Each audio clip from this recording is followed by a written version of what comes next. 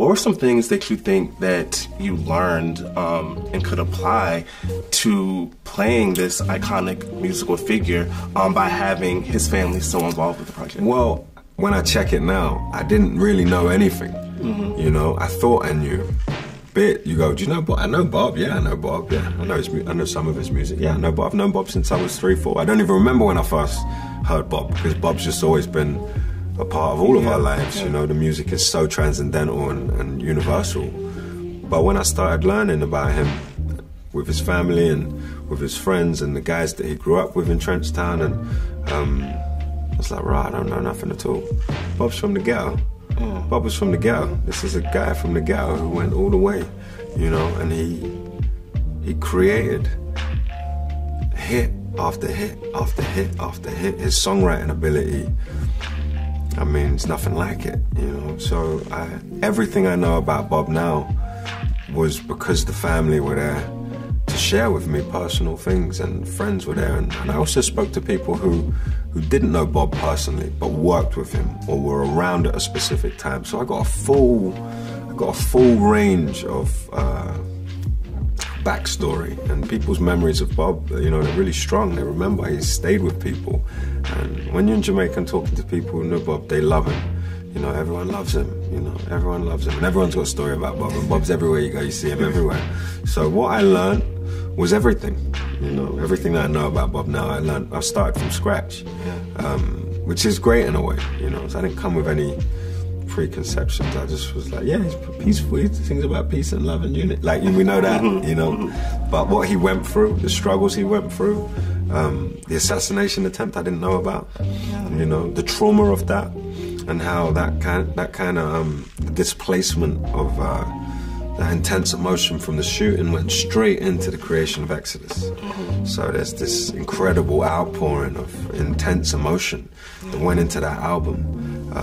It's like his whole life went into that album, and they were up and running in no time. You know, I spoke to Neville Garrick and Tyrone, who remembers, you know, who were on the tour with Bob and there when he was creating that album, and their descriptions were, it was intense. That's all they would say. It was intense. It was intense. So I learned everything. And on a similar note, you know, this film, there's a version of this film I think that could exist where it's like beginning to end. But there's these few years that are at the focus of this film, pretty much. What do you think is the importance of being able to zone in on such an influential period of time? Not only for his career, but, you know, the career, like the legacy of reggae music, you know, bringing Jamaican culture mainstream. Why do you think these few years were so important? I think we've all seen that cradle to the end, but I feel like to start the film with the shooting allowed us to go into the trauma of it and the humans. And in trauma, you can start to understand human behavior. I feel, and you know, we can all imagine what it would be like to have gunmen run up in your house and lick off the place and nearly die. And to understand what Bob was going through at that time, it's a great way into his humanity, and also to share with the audience what he went through, and to his fans who, you know, have an idea of him, to go like, no, this was a really challenging time for him, and in the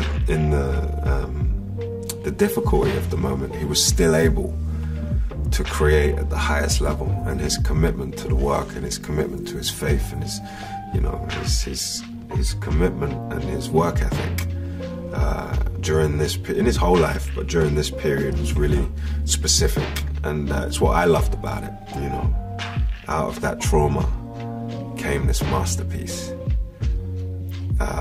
That was enough for me. I was like, oh, I'm in. Yes. Yeah. Well, thank you so much for chatting with me. I can't wait for more people to see this film. Cool, man. There's a film that this could have been where it goes from beginning to end in your standard biopic, you know, like methods, but it chooses to do these specific years in his life that not only affected the trajectory of his career, but the trajectory of like reggae music, the trajectory of Jamaican culture, you know, being exposed to the world. Why do you think it was important to have these specific years be the focal point of this film? One, I think that going from someone's birth to the end, you're gonna lose a lot of it in the cut, so we won't actually be able to tell that story. But also here we get to see like the real turning point in his life, and turning point in the relationship and in the children's lives, and like what made him have to change gears, what shifted him as an artist, and where did he really produce his best work. And that was from a place of you know, like maybe small fury, abandonment, you know, dismay. There's so many things that he experiences within this time frame that I think gives the others around him also a lot to play with. So from a film standpoint, you really get to sit with what his experience did to everyone around him, which your regular biopic, I don't know if you'd be able to do that. I don't think so either. That may be limited. That's like more limited series where you want to get like a small point of time, small point of view. Yeah, exactly. And One Love in this title, I think, could mean a myriad of things. It could mean like one love for the culture, one love for his music, but I think one love in this relationship between Bob and Rita as well. Essentially, why do you also think that it was important that this movie kind of tell the story of, like, you can't tell the story of Bob Marley without having the POV and what Rita did within this relationship and career and all of this? Why do you think that was important? One, she deserves it, and women deserve it, and black women deserve it, and they get cut out all the time. Like, sometimes these roles are in films and then they just don't make it. And when you can have a story and a life like hers that is attached to the main guy, it reminds people, one, what it took for that main guy to be able to lead the life that he did, lead the career that he did, because the sacrifice that the person alongside him had to make was huge. So without her voice in the movie, I just feel like we would be landing on either the strong black woman trope where there's just someone back home who was taking care of everything and looking after the kids and don't you worry. That's boring, and it also is not real. And I think in order for us to tell an authentic story, we really need to know what that behind a strong man is a strong black woman. Like we need to know what that really means. And I think that we get to dissect the root of it in this movie by giving her a voice and really giving, like you said, I've been saying it all morning too, the education of who Bob was, what he still is, and what it took for him to become the artist that he is. It's because he had the support and he had the chance to do it.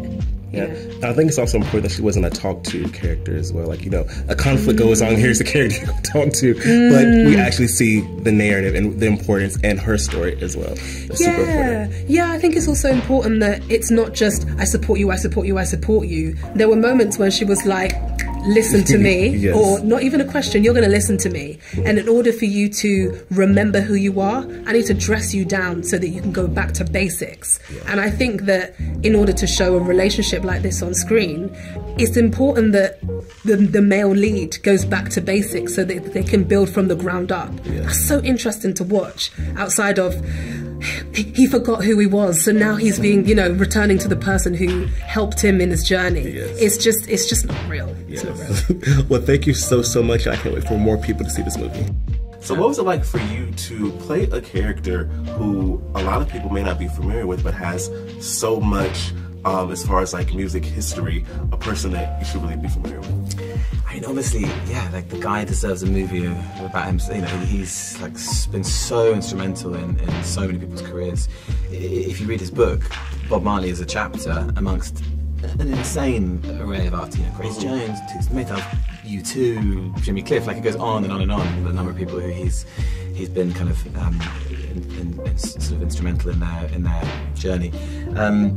You can't obviously capture all of that in this particular movie. It's a film about Bob Marley, and so I kind of wanted to make sure, you know, he was respected and capturing his essence. I guess more important is finding the personal, private, you know, the kind of inner journey of this guy, because everyone can read the Wikipedia page, but actually trying to find out who this guy was and what made him tick and it's interesting, you know, I expected a more egocentric individual, because the kind of shiny, glittering career he had would suggest that he had this ruthlessness about him. Actually, it's interesting, there's very, very few photos of Chris with his artists. He was much preferred to be in the shadows and quietly let them get on with it and take the limelight. And the sense I got from Neville Garrick, who's a really, really wonderful friend of Chris's for many years, and now having met him, yeah, he's a much more private and quiet and gentler individual than his career would suggest. Yeah, and you know, in those conversations, what was it like being able to, in your perspective, accurately portray this, both the professional and personal dynamics between Chris and Bob Marley? So yeah, I mean, they obviously had a very, very intense working relationship, and Chris was, you know, there on the mixing desk talking about, you know, the insane level of detail. I don't tip the iceberg. It was a real kind of quite humbling thing to learn about how deep those guys go in terms of, like, frequency and tempo. And Chris was obviously there and very much kind of involved with that. And you know, he talks about producing certain, like, Redemption Song. One of his proudest things he talks about is how he really persuaded Bob to just strip back all the instruments and play that acoustically.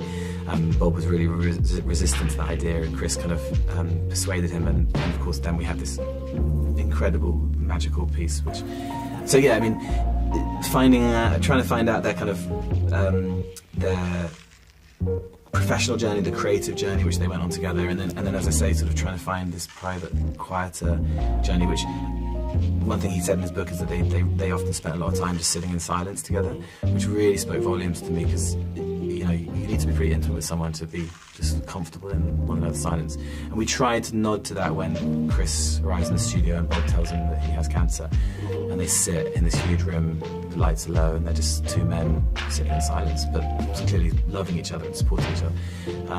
So that was a sort of interesting dynamic which Kings and I wanted to try and explore. And I feel like it would be interesting when people, when they watch this film, will realize that, you know, it was a white executive who was behind this big movement behind bringing reggae music, you know, mainstream. It was definitely also directed with it being a character in this movement, taking up a certain amount of space as his character to, you know, contribute to the story, but also being mindful of this being a film about Bob Marley, you know. 100%. And luckily, it wasn't just me who was mindful of that. You know, you can see that this is a film about Bob Marley.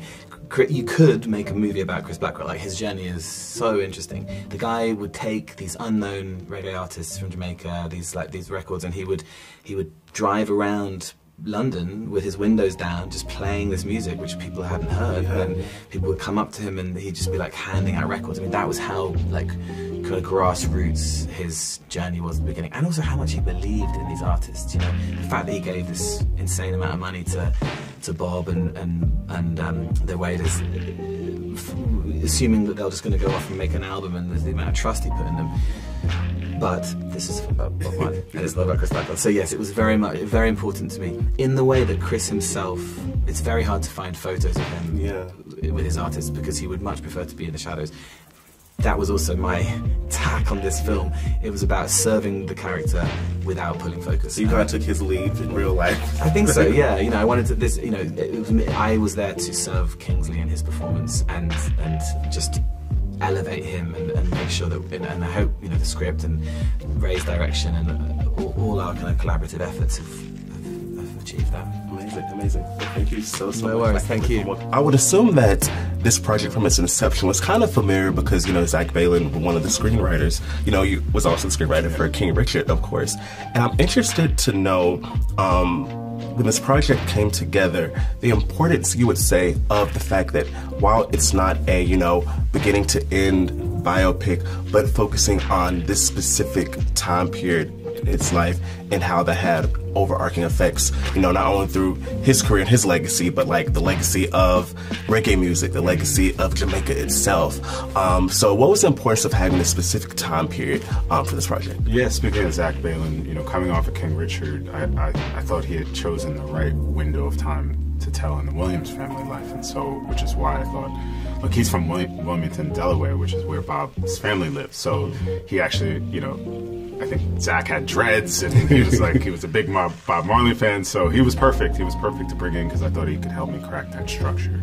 And we landed on 1976 and 1978 because it just felt like there was an inherent structure there. We know what happened in '76, the attempt on Bob's life.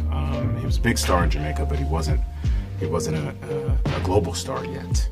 And so, you know, and most people, they would have gone into hiding, or they would have been done. You know, somebody tried to kill you. You know, maybe you want to stay out of the limelight.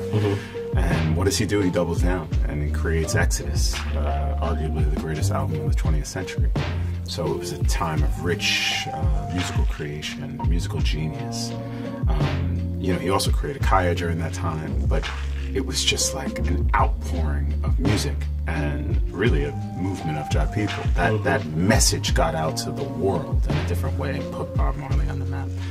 And then his return to Jamaica felt like what a historical moment to bring Siaga and Manley on stage. It had never been done before.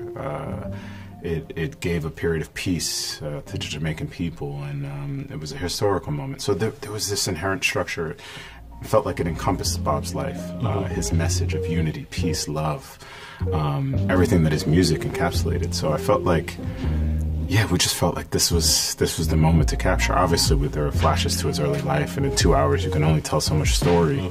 But these were the pieces that we felt like we wanted to share. And then hopefully the movie makes you want to discover more. I'm still learning about Bob myself, and there's so much to learn. We just pull back the curtain, kind of give you a VIP window into the process. Yeah. And if you could have, I guess, conceived what your filmmaking career would look like, would you have thought that out of your 4 features, that 2 of them would be based on real life subjects and they would come back to back? And what was it like doing this project, coming off of, you know, like another biopic of sorts? But both of these films are not your conventional biopics. So what did you think that would be a thing for you at this stage? No, I mean, I didn't really watch a lot of biopics, to be honest with you. So I never set out in any film to really make a biopic. It was making a movie about a man, this one in particular. Yeah, of course, you know, same thing with, you know, it was different. Obviously, Will Smith is Will Smith, and he was trying to play somebody relatively unknown outside the tennis world.